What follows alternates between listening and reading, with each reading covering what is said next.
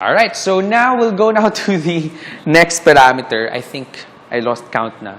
But I think that's your sixth parameter, your pH. All right. So why is it important to monitor pH? Because aside from the lungs, right, I think na-discuss ni sa pathophysiology ninyo, and again in your clinical chemistry in terms of acid-base balance by the body, aside from the lungs, another organ or organs that function in the acid-base balance is your kidneys or are your kidneys. All right. So the pH in urine reflects the ability of the kidneys to balance the acid and base in your body. All right. So either usually mabalance ang pH by the kidneys usually through the secretion of H+ or reabsorption ba of mga bicarbonate or phosphates. Okay. All right. So for first morning specimens, of course, it's about 5 to 6, so medyo acidic. Because again, concentrated kayo mong solutes because these are all the natapok for how many hours of sleeping. How many hours ka nag-sleep, right? And for normal random specimens, it's about, again, 4.5 to 8. So it can go as low as 4.5 to 8, all right? And yeah. And aside from that, the first morning specimens, the body undergoes a slightly acidotic state because of hypoventilation. So when you say hypoventilation, hinay mo pag-breathe, right? So therefore, mo accumulate ang CO2 sa imong body in a way. So therefore, medyo that contributes to the acidic or acidotic state of the body. Okay? Alright, so that's for pH. Now, for clinical significance, again, it's to detect respiratory or metabolic acidosis or ketosis. So should I discuss for this or I'll leave that to chemistry? Clin chem na lang. Alright, so ang respiratory acidosis, what it means is nagka-acidosis ang body because of too much CO2. Alright? And for metabolic acidosis, you have metabolic acidosis due to deficiency of your bicarbonate. Okay? So, again, sa clin chem na, usually na siya maano kung unsaon siya pag, like, unsay compensation sa body, unsay mga mechanisms, kay easy na siya i-correlate. Okay? And you have respiratory metabolic alkalosis also. Defects in renal tubular secretion and reabsorption of acids, known as your renal tubular acidosis. Okay? For later, I'll explain that. Renal calculi formation and prevention because again, the formation, of example, of your crystals and your calculi are pH dependent. There are some crystals, example, calcium oxalate. Calcium oxalate, the most common component of your kidney stones, they they get to be formed at an acidic pH. Okay, so once you know that, this person is prone to like kidney stones, CAOX, na kidney stones, then the patient will adjust its diet para ihang pH sa ihi dili kayo sing acidic, okay? Kay para dili ma-promote ang formation of calcium oxalate, okay? Pero there are other crystals na ganahan og alkaline pH inana. So muna siya point sa renal calculi formation. And last is treatment of UTIs because cranberry juice, yes, cranberry juice daw is highly acidic. And your bacteria cannot live in highly acidic environment. Most of the bacteria na kanang pathogenic. Okay, kaya naman ubang mga acidophile like lactobacillus. But for UTIs, example, E. coli, they don't like acidic environment. So if sige daw kang UTI, kaya pwede kang mo inom mag cranberry juice. Kaya it can promote an acidic pH of the urine. Okay? Alright. And same precipitation identification of crystals, as I mentioned, example, calcium oxalate. And determination of unsatisfactory specimens. Because again, if prolonged standing of ihi, your pH tends to be more alkaline na. Okay? Because of the ammonia na na-produce. Okay? Alright. Next, so these are examples of causes of acidic urine. For emphysema, because of respiratory acidosis. DM, starvation, ketone bodies, right? Dehydration, because of dehydration kay, in a way, wala na water to counterbalance your acidic mga solutes. Diarrhea, the loss of bicarbonate. The bicarbonate serves as your base. Acid-producing bacteria, there are some, acid-producing bacteria. High-protein diet. Patients daw who eat protein, usually acidic ilang ihi because of the byproducts of protein metabolism. As I mentioned, cranberry juice, right, promotes pH, acidic pH sa urine. Therefore, home remedy daw siya for UTI because most of your bacteria causing UTI, they don't like acidic environment. And medications, kanina mga medications. Alright? That's for acidic urine. Now, for alkaline urine, so hyperventilation, alkalosis, hyperventilation, sige kag ihi, sige kag, like paspas mo breathing. So therefore, the CO2 level in your body, it's low. Therefore, medyo alkaline imuhang body, kaya wala may CO2. In a way, ang CO2 ang nag-serve as your acidic counterpart in terms of sa respiration. Okay? So, because of hyperventilation, gamay rin mo CO2, you have alkalosis. Vomiting because loss of HCl sa imong stomach. So, therefore, acid man na, so it promotes the retention of base. Okay, so na siya alkalosis. Renal tubular acidosis. Please do not get confused. Okay, questions na. Okay, so what is the pH of urine in a patient with renal tubular acidosis? Ang point sa renal tubular acidosis, guys, the renal tubules cannot secrete H plus ions. Okay, munang nagka-acidosis lang, na-acidic lang, but within the tubules. Wala siya naabot sa ihi. Therefore, the pH of the ihi is alkaline. Okay, dili siya ka-secrete sa acids. Na problem sa imuhang tubules. Okay, urease producing bacteria. You convert urea convert ang urea to, I think, ammonia. Therefore, producing a pH alkaline. pH alkaline. Vegetarian diet daw, the metabolites of breakdown of vegetables and fruits are alkaline, and of course, old specimens. Okay, all right. Now, when it comes to the principle of pH, it's known as your double indicator system or reaction. What it means is it uses two indicators, methyl red for acid pH and bromthymol blue for alkaline. Okay, so red, orange to yellow and green to blue. Okay, so again, medyo, I think ang pH ang pinaka-simple of names sa reagents, methyl red and bromthymol blue. Okay, mura na siya. Okay, depending again on the pH. If acidic siya, mo combine ng H plus sa methyl red, therefore red, orange to yellow. And if it's quite alkaline, wala H plus, therefore mo green to blue. Okay? Alright, ayan. And again, for color changes, orange through yellow and green to blue. Of course, as you go to more alkaline specimens, mas darker ang color because of bromthymol blue na ang palabi. Okay? Alright.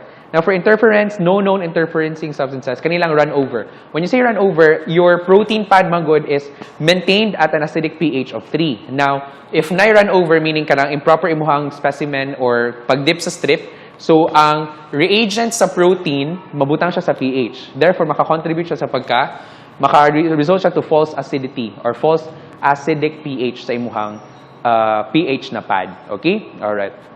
That's for pH.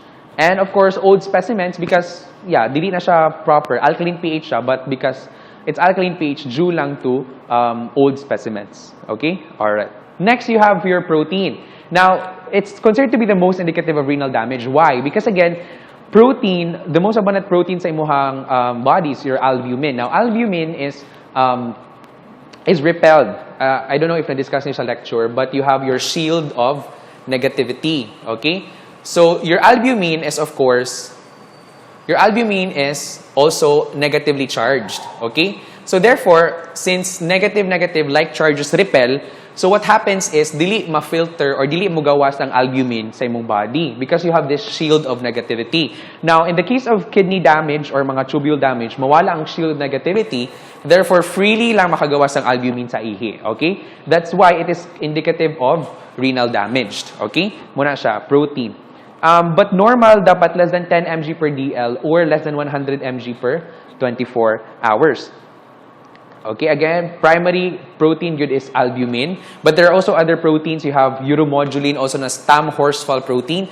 We will encounter this name again sa microscopic. And also other proteins from prostate, seminal, and vaginal secretions. Okay? And when do we say we have clinical proteinuria? When there is about greater than equal 30 mg per DL or 300 mg per L. So, usually, if naabot na na level, then could be nanay problems sa imuhang kidney tubules. Alright. Now, when you say pre-renal, there are three types of proteinuria. You have pre-renal, renal, and post-renal. So, when you say pre-renal, it's before the kidneys, okay? So, maybe there are problem in your, na-increase imong proteins sa imong blood vessels because of infection, because of inflammation. And because it's too much, therefore, mag-overflow siya, mugawas na siya sa ihi. Alright? So, example, intravascular hemolysis, too much hemoglobin, muscle injury, myoglobin. Again, these are still types of proteins, ha? Acute phase reactants. Now, acute phase reactants are example of infection na mga or immune system responses, okay? This promote inflammation, okay, ang acute phase reactants.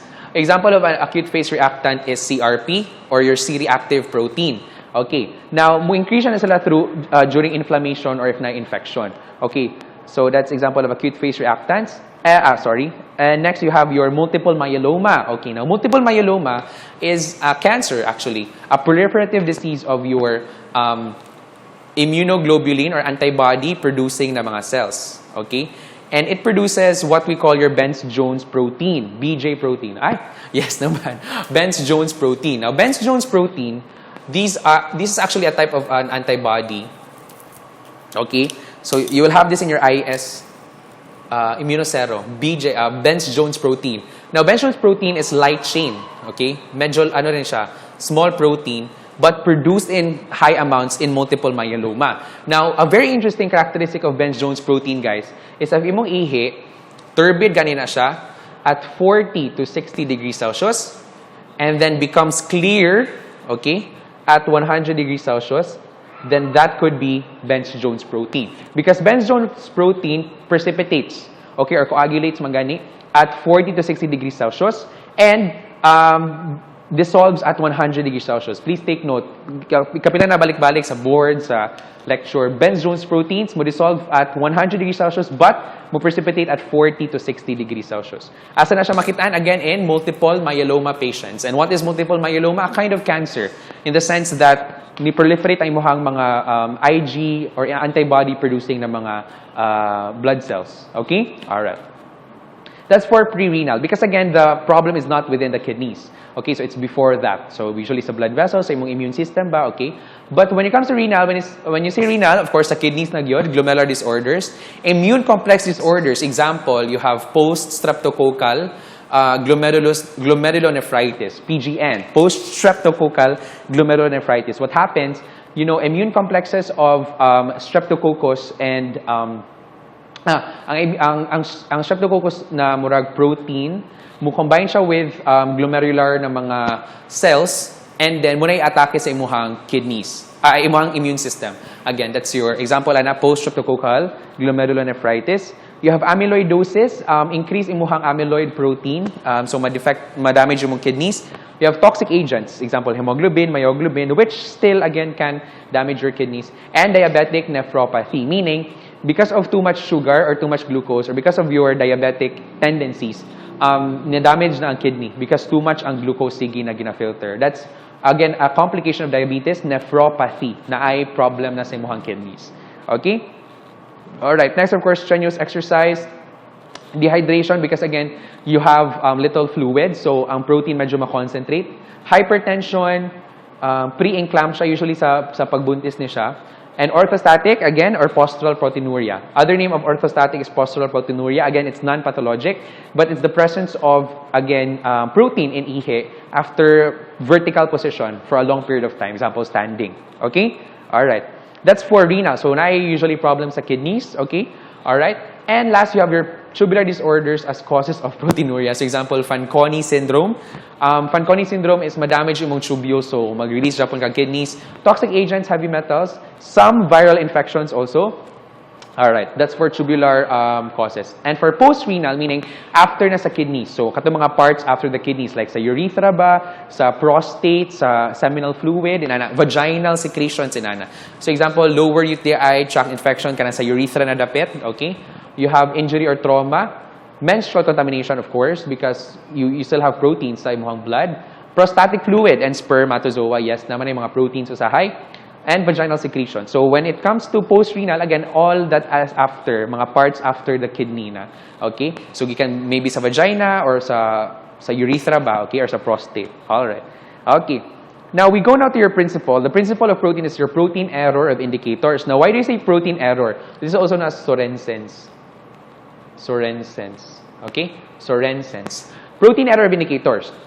Why? Because basically your indicators usually react na sila if mo change ang pH, right? You're like pH indicators. But ngano ma-error of indicators? Because na daw indicators na even at constant pH, ma-change Japon ang color because of the presence of protein. So in a way, murag na error ang indicator kay they're not performing what they should have been doing. Example, di ba? Indicators, mo change ra siya if na-change in pH. But because of some indicators na mo change because of protein, then murag in a way, nasayop na noon ang ilahang ang ilahang principle. Kagets mo? Muna siya protein error of indicators. That's the principle of protein. So basically, indicator plus protein, maintain lang ta at pH na 3, always acidic.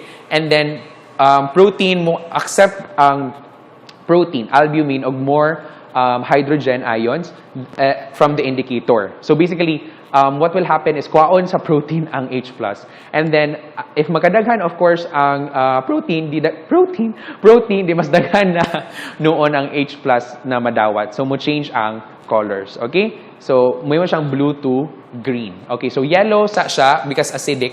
And then, since kuwaon man sa protein ng H+ na naa sa indicator and sa solution, mahimong alkaline in a way ang pH. Therefore, ma-change na siya to blue to green. Okay? Alright. So, your pH indicators, tetrabrom, tetrabrom. Ayan. How do you remember? Tetrabrom, tetrabrom, tetrabrom, protein yan. Tetrabrom, tetrabrom, tetrabrom, protein yan. Okay. Sorry, Errol. Okay, alright. So, muna siya ang protein. Again, color changes nimo, you have from yellow to green. Now, in chemical testing, classic chemical testing, we will have a different tests. Like kanang classic gyud, like natin mga reagents or chemicals na i-add, dili reagent strip. That's another topic na pod. Okay? So, that's for colors, yellow through, yellow, green, and then finally to blue. Okay? Alright. And for interference, you have false positive, highly buffered alkaline. What happens man good if highly buffered alkaline? Ma-override ang acid buffer system sa imuhang reagent pad. So what happens is, of course, mas mo darker ang color because alkaline na imuhang pH. Okay? Pigmented specimens can contribute again to the pigments.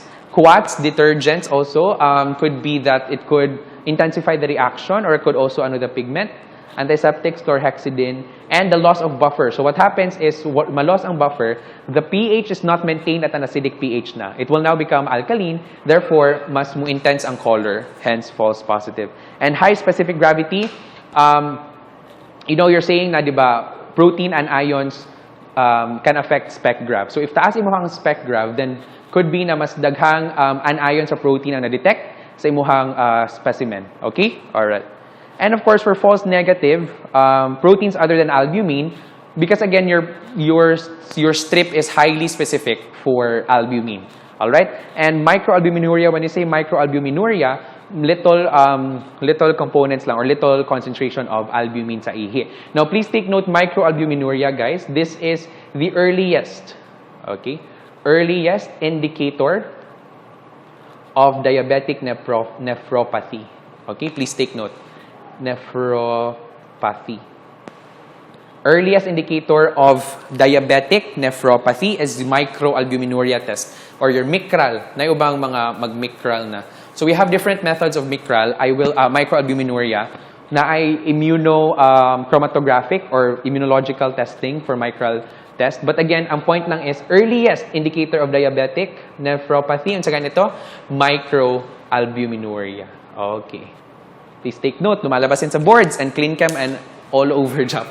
Earliest indicator of diabetic nephropathy, microalbuminuria. Okay.